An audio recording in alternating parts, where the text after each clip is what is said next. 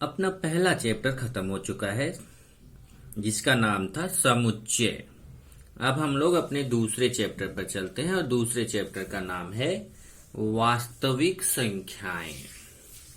तो यहाँ पे जैसा लग रहा है कि हम संख्याओं के बारे में जानकारी लेंगे, लेकिन कैसी संख्याओं के बारे में? जो संख्याएं वास्तविक हैं।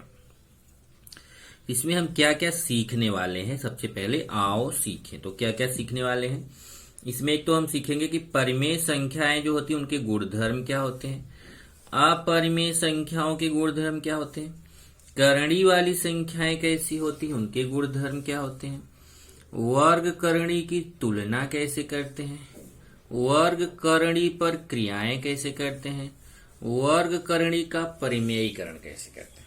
मतलब ज्यादातर हम इसमें क्या तीन चीज सीखने वाले हैं। एक तो परिमेय संख्याओं की जानकारी, दूसरा अपरिमेय संख्याओं की जानकारी, तीसरा करणी से संबंधित प्रश्न।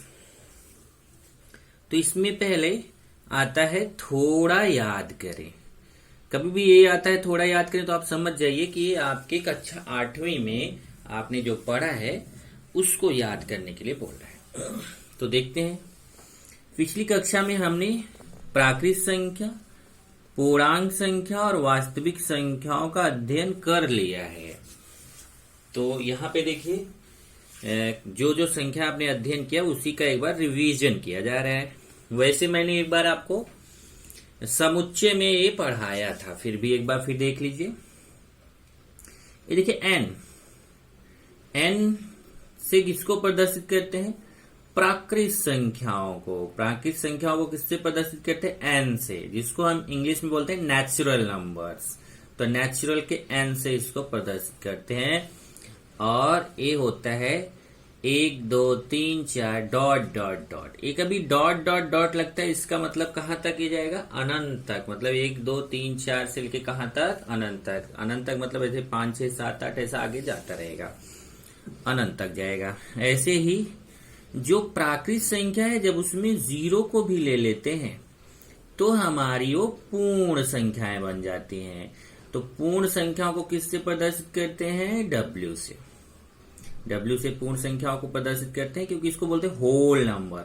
होल WHOLE होता है, तो होल का W जो पहला अक्षर होता है उसको ले लिया यहाँ पर, तो उसको W से प्रदर्शित कर दिया। तो पूर्ण संख्याओं को किससे प्रदर्शित करते हैं? W से।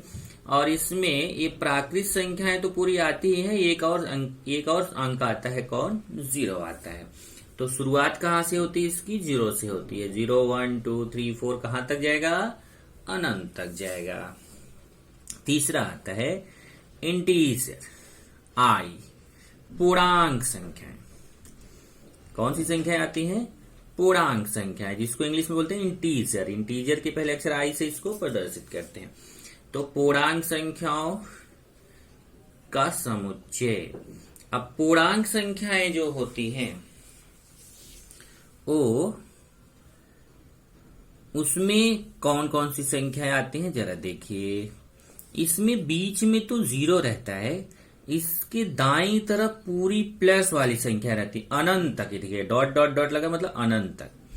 और इसके बाईं तरफ पूरी माइनस वाली संख्या रहती है, इसमें भी देखिए डॉट डॉट डॉट लगा मतलब अनंत तक। मतलब बीच में 0 है, 0 के दाईं तरफ 1 2 3 डॉट डॉट डॉट, कहां तक जाएगा? अनंत तक संख्याएं जाएंगी।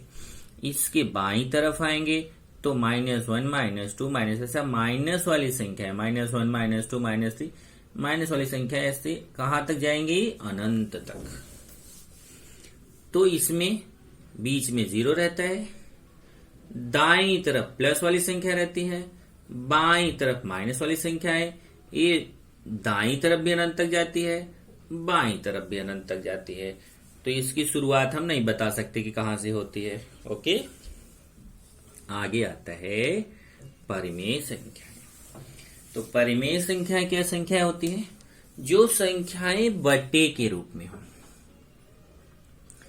P/Q के रूप में, लेकिन ये ऐसा है कि निशान है, आप समुच्चय में लिखते हो ना P/Q, ऐसा है कि PQ घटक है I का। अब समुच्चय पढ़ लियो तो समुच्चय का इसमें यूज हो रहा है, ध्यान रखना। P/Q परिमेय संख्याओं को, पहले तो परिमेय संख्याओं को Q से प्रदर्शित करते हैं। क्यों करते हैं? जबकि परिमेय संख्या का इंग्लिश होता है रैशनल नंबर, तो उसको R से प्रदर्शित करना चाहिए। लेकिन क्योंकि वास्तविक संख्याओं की इंग्लिश होती है रियल नंबर, ये भी R से प्रदर्शित किया जाता है। जब इसको R से प्रदर्शित करते हैं, इसलिए इसको हमें दूसरा अक्षर देना पड़ा और इसको अक्षर इन्होंने दे दिया Q। तो परिमेय संख्याओं को ध्यान रखना किससे प्रदर्शित करते हैं? Q से। तो परिमेय संख्याओं का जो समुच्चय है, मतलब जो बटे वाली संख्याएं होती हैं, उनको बोलते हैं परिमेय संख्याएं। और परिमेय संख्याएं बटे में तो होनी चाहिए, लेकिन जितनी बटे वाली संख्याएं वो सभी परिमेय संख्याएं नहीं होती है। नहीं तो आप कोई भी बटे वाली संख्या देखो उसको बोलो परिमेय संख्या, ऐसा नहीं है। ये जो संख्याएं होती हैं बटे में, उसमें ध्यान रखना है कि P और Q घटक है I का। देखिए I है, यही है ना I में माइनस वाली संख्या आती है, 0 आता है प्लस वाली संख्या। मतलब ये ऊपर जो P है और नीचे जो Q है, इसकी जगह ये जो I है ना, जो पूर्णांक संख्या है ना, इसी में से कोई संख्या आएगी। P का मान भी इसी में से लेना है और Q का मान भी इसी में से लेना है। मतलब P का मान 0 हो सकता है, माइनस में हो सकता है, प्लस में हो सकता है। लेकिन Q का मान जरा देखना, Q बराबर नहीं 0, लेकिन Q का मान 0 नहीं हो सकता। Q का मान माइनस में ले सकते हैं, प्लस में ले सकते हैं, पर 0 नहीं ले सकते। तो फिर से ध्यान से सुनिए, जितनी भी बटे वाली संख्याएं हैं वो सबको हम परिमेय संख्याएं बोलते हैं। लेकिन ध्यान रखना है कि जो ऊपर वाली संख्या होनी चाहिए वो माइनस में भी हो सकती है, प्लस में भी हो सकती है और 0 भी हो सकता है। परंतु जो नीचे वाली संख्या रहेगी वो या तो माइनस में रहेगी या प्लस में रहेगी, परंतु नीचे वाली संख्या 0 नहीं हो सकती है। तो ऊपर वाली संख्या 0 हो सकती है, परंतु नीचे वाली संख्या 0 नहीं हो सकती है। नीचे अगर आप 0 ले लिए तो उसको हम परिमेय संख्या नहीं कह सकते हैं। अगर आपको किसी ने बोला बताइए, ऐसे बोला 5/0 परिमेय संख्या है, तो आप तुरंत देखोगे बटे में है, P/Q के रूप में दिख रहा है, तो आप तुरंत समझ जाओगे परिमेय संख्या है। जबकि ये परिमेय संख्या नहीं है। क्यों? क्योंकि नीचे अगर 0 है तो वह संख्या परिमेय संख्या नहीं होती है। ओके, आगे बढ़े।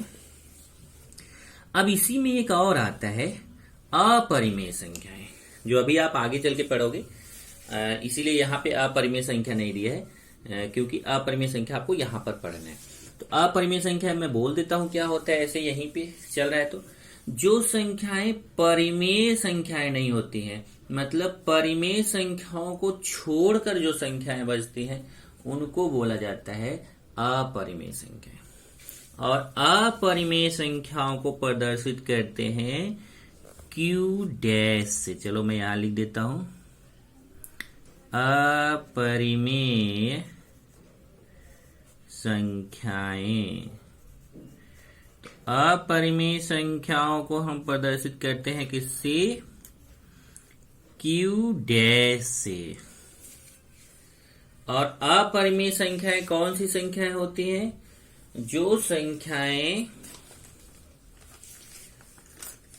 परिमेय संख्याएं नहीं होती हैं उन्हें बोलते हैं अपरिमेय संख्या। मतलब जितनी भी संख्याएं होती हैं, जितनी भी वास्तविक संख्याएं होती, उसमें से अगर परिमेय संख्या को निकाल दो, बटे वाली संख्या को निकाल दो, बाकी जो संख्याएं बचती हैं उनको बोला जाता है अपरिमेय संख्या।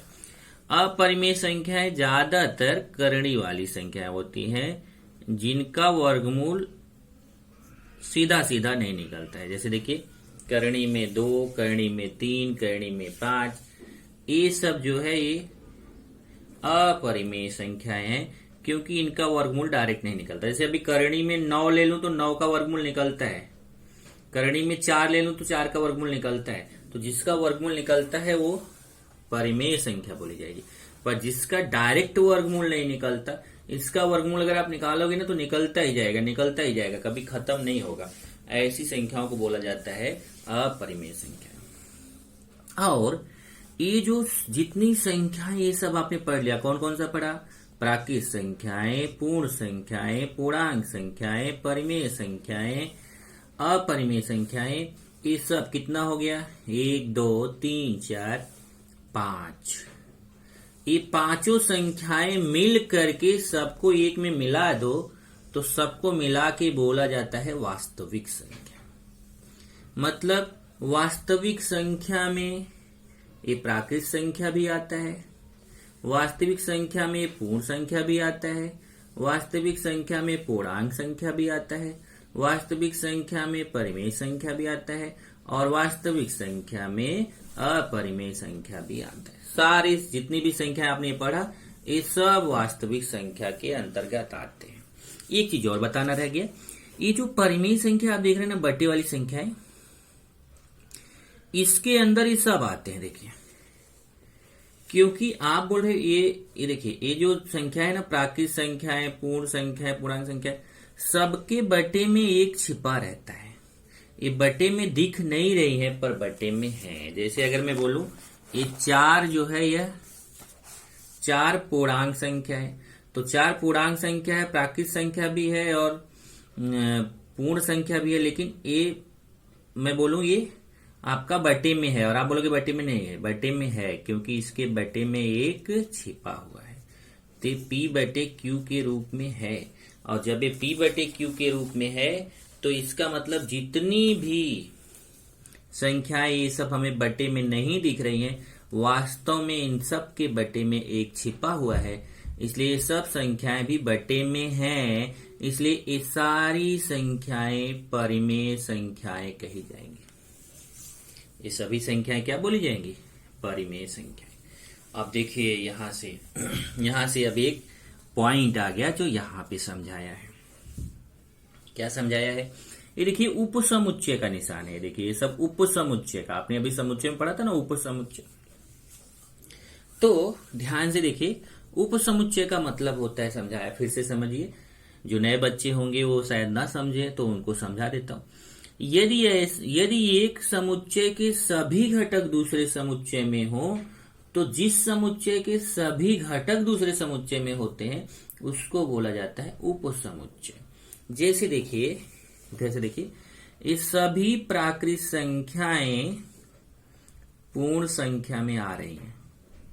सभी प्राकृत संख्याएं किसमें आती हैं? पूर्ण संख्या में। इसलिए प्राकृत संख्या पूर्ण संख्या का उपसमुच्चय होता है। देखिए, प्राकृत संख्या पूर्ण संख्या का उपसमुच्चय है। अब यहां देखिए, सभी पूर्ण संख्याएं, इधर देखिए, सभी पूर्ण संख्याएं पूर्णांक संख्याओं में आ रही हैं। अब आप बोले नहीं, यहां आप सोच रहे हो यहां 4 है, यहां तो 4 नहीं है। अरे भाई, यहां 3 के बाद 4 5 6 अनंत तक आएगा, तो है यहां 4, आपको नहीं दिख रहा है। तो देखिए, इधर सभी पूर्ण संख्या है। पूर्ण संख्या में क्या आता है? 0 आता है, धनात्मक संख्या आता है। और यहाँ पे भी देखो 0 और धनात्मक संख्या है। तो सभी पूर्ण संख्याएं जो है वह पूर्णांक संख्याओं में आती हैं, इसलिए WI का उपसमुच्चय होता है। देखिए, WI का उपसमुच्चय होता है। और अभी जस्ट समझा, ये जितनी पूर्णांक संख्याएं हैं ये सबके बटे में एक छिपा हुआ है, इसलिए ये पूर्णांक संख्याएं जो है वह परिमेय संख्याओं का उपसमुच्चय है, क्योंकि सबके बटे में एक छिपा हुआ, सब बटे वाली संख्या है और सब बटे वाली संख्या है। तो जब बटे वाली जो संख्या हो, क्या संख्या होती है? परिमेय संख्या होती है। इसलिए I उपसमुच्चय है Q का। I उपसमुच्चय है Q का। अब इसी में आप बोल सकते हैं, इसलिए यहां Q डैश को अलग लिया। Q डैश को क्यों अलग लिया? क्योंकि यहां पे आपको Q डैश को अलग से लिखना पड़ेगा। Q डैश उपसमुच्चय होगा R का। क्यों भाई? यहां देखिए, अब पहले आते हैं Q उपसमुच्चय R क्या है। ये देखिए, वास्तविक संख्या के अंतर्गत सभी लोग आते हैं। वास्तविक संख्या के अंतर्गत सभी लोग आते हैं, इसलिए वास्तविक संख्या जो है इसके अंदर देखिए Q भी आता है, I भी आता है, W भी आता है, N भी आता है, Q डैश भी आता है। इसलिए सभी लोग जो है वो R के उपसमुच्चय।